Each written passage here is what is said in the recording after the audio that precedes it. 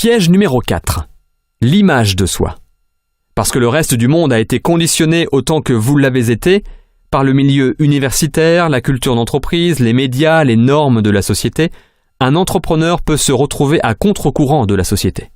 C'est là que vos amis et votre famille, plein de bonnes intentions, enfin en quelque sorte, essaient de vous raisonner sur vos nouvelles ambitions. Tout d'abord, il est important de reconnaître quelques-uns des sentiments de rejet que vous pourrez ressentir, et pourquoi ils peuvent être différents de tout ce que vous avez connu auparavant. Je ne veux pas que vous soyez pris au dépourvu par ce piège, alors laissez-moi vous expliquer. Le rejet par ses amis et sa famille peut vous faire souffrir plus que le type de rejet que vous auriez pu subir au travail. Vous pouvez être rejeté par un client, un prospect ou même par votre patron ou un collègue au bureau, et vous pouvez rentrer à la maison et personne ne va vraiment être au courant de votre petit échec embarrassant. Mais quand les amis et la famille vous rejettent ou rejettent votre nouvelle entreprise, cela devient plus personnel et public. Cela peut vous faire beaucoup souffrir. Quand ils disent non à votre idée de gadget au bureau, vous pouvez vous dire « Eh bien, ce n'est simplement pas pour eux ».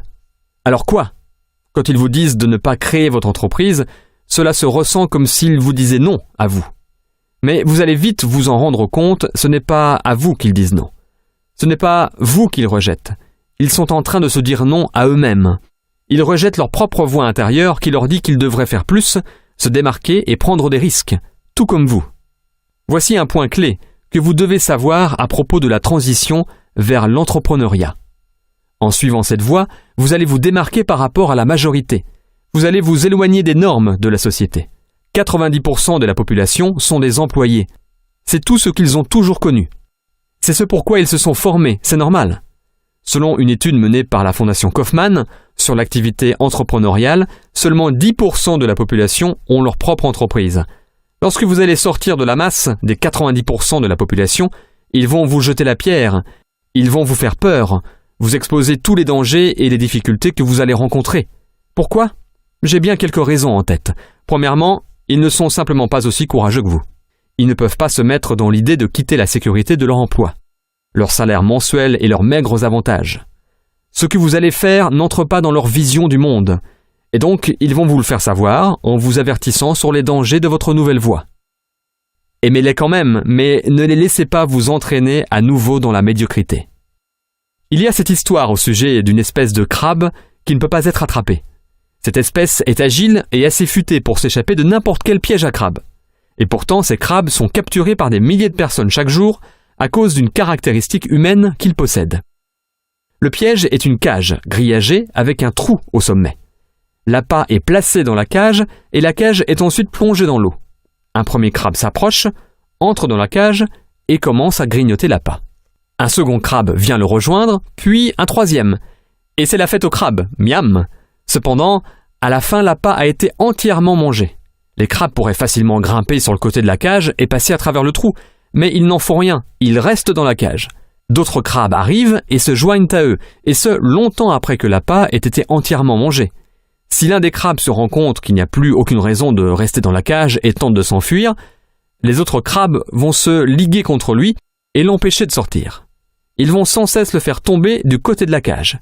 S'il persiste, les autres vont lui arracher ses pinces pour l'empêcher de grimper. S'il persiste encore, ils vont le tuer. Les crabes, par la force de la majorité, restent ensemble dans la cage. La cage est hissée et c'est l'heure du dîner sur la jetée. La principale différence entre ces crabes et les êtres humains est que les crabes vivent dans l'eau alors que les êtres humains vivent sur Terre. Quiconque a un rêve, un de ceux qui pourraient le sortir de ce qu'il associe à un piège, doit se méfier des autres habitants de ce même piège. Maintenant, les crabes humains n'ont pas pour habitude d'utiliser la force physique, même s'ils ne sont certainement pas au-dessus de la violence. Ils n'en ont généralement pas besoin.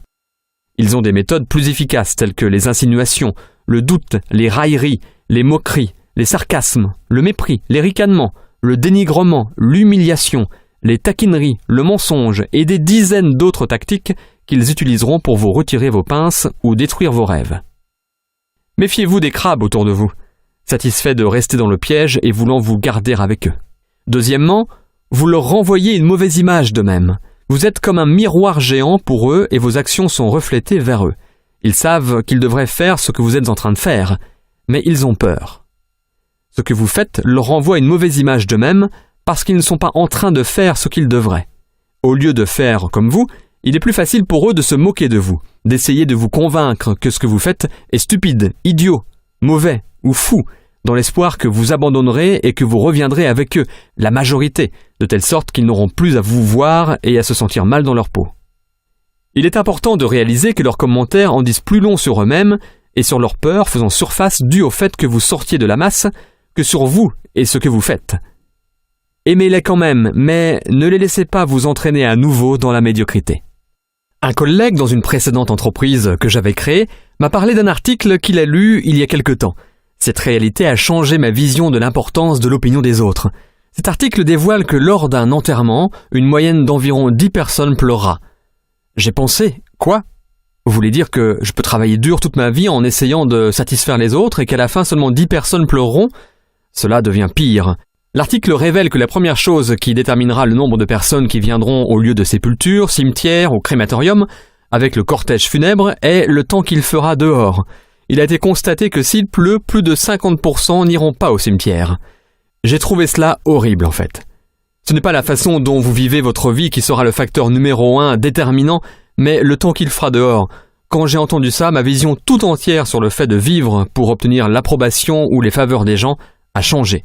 À ce moment précis, je ne me suis plus soucié de ce que les gens pouvaient penser de moi et s'ils m'approuvaient ou approuvaient ce que j'étais en train de faire. Leur rejet n'avait plus aucun pouvoir, en particulier si je pensais qu'ils ne feraient même pas partie des 10 personnes qui pleureraient. Plusieurs fois avant d'appeler un prospect ou suite à un rejet de sa part, je me demandais « Est-ce que cette personne pleurerait à mon enterrement ?» Et la plupart du temps, la réponse était « Je doute qu'il traverse même la rue pour y aller. Pourquoi je me soucie de ce qu'il pense alors ?» C'est une manière très libératrice d'y penser. Et la vérité est que nous passons trop de temps de notre vie à s'inquiéter sur le fait d'être rejetés par les autres alors que ces personnes ne viendraient même pas à votre enterrement. Et même s'ils viennent, ils ne pleureront probablement pas. Et s'ils viennent et qu'il pleut, ils vont probablement abandonner le cortège funèbre aussi. Je vous laisse prendre conscience de cette réjouissante perspective. Ne laissez pas les gens qui n'ont pas d'importance être importants.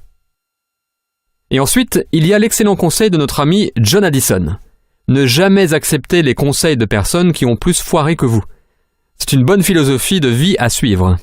Steve Jobs a dit quelque chose de très beau dans son discours d'ouverture à la promotion de diplômés de 2005 de l'université de Stanford, qui était tout juste 1 an après qu'il ait été diagnostiqué avec un cancer du pancréas et qu'on lui avait donné 3 à 6 mois à vivre, délai qu'il a dépassé bien sûr.